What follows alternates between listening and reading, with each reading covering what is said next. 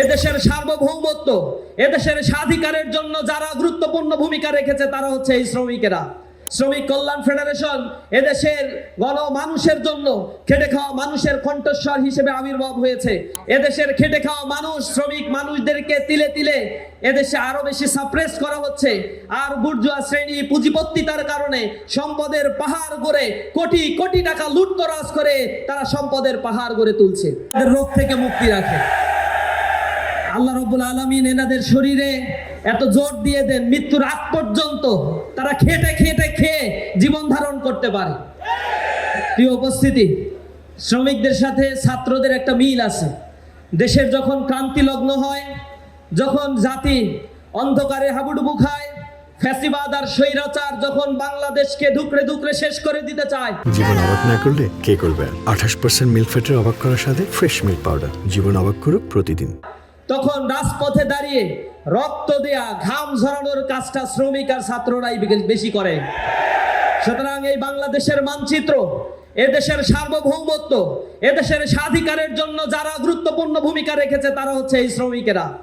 কিন্তু দুর্ভাগ্য, এদেশের বুর্জোয়া শ্রেণী এই শ্রমিকদের অধিকার থেকে যুগে যুগে তাদেরকে বঞ্চিত করেছে।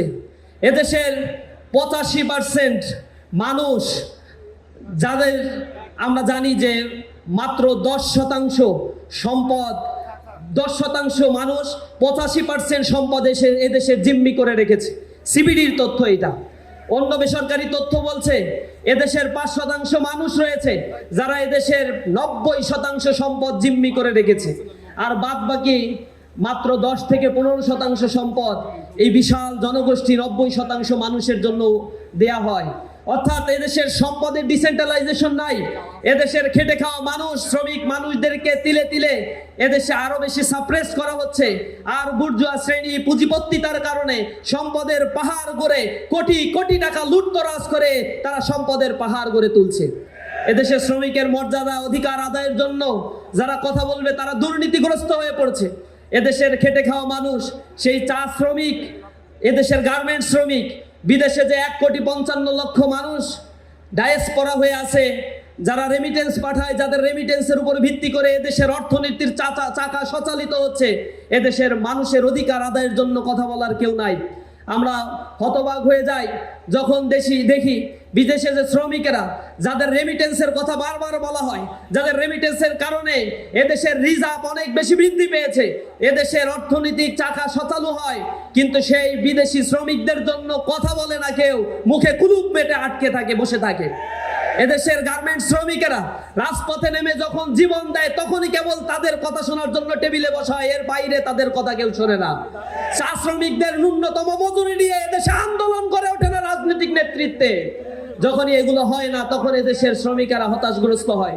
এদেশে এখনো পর্যন্ত 6,40,00,000 মানুষ দারিদ্র সীমার নিচে বসবাস করছে।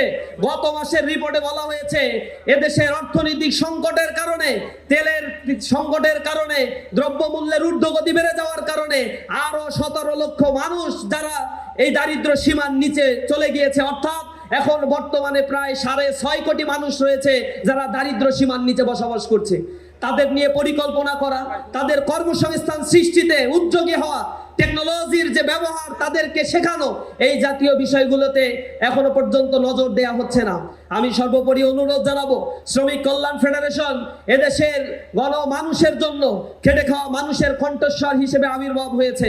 এদেশে ইসলাম ছাড়া মানুষের মুক্তি কখনোই মিলতে পারে না। ইসলামই একমাত্র মানুষের শান্তির বার্তা নিয়ে এসেছে। সেই ইসলামকে দিয়েই এই সমাজ ব্যবস্থাকে যদি গড়ে তোলা সম্ভব হয়, তাহলে এই শ্রমিকের প্রকৃত অধিকার এই দেশে বাস্তবায়ন হবে। এজন্য মানুষকে এই কাফেলায় সংঘবদ্ধ করে নিজেদের অধিকার আদায়ের জন্য রাজপথে থেকে অধিকার আদায়ের লড়াই আমাদের অবতীর্ণ হওয়ার উদাত্ত আহ্বান জানিয়ে আবার কথা শেষ করছি। আসসালামু আলাইকুম ওয়া রাহমাতুল্লাহি ওয়া বারাকাতুহু। জীবন অবাক না করলে কে করবে? 28% মিল্ক ফ্যাটের অবাক করার সাথে ফ্রেশ মিল্ক পাউডার। জীবন অবাক করুক প্রতিদিন।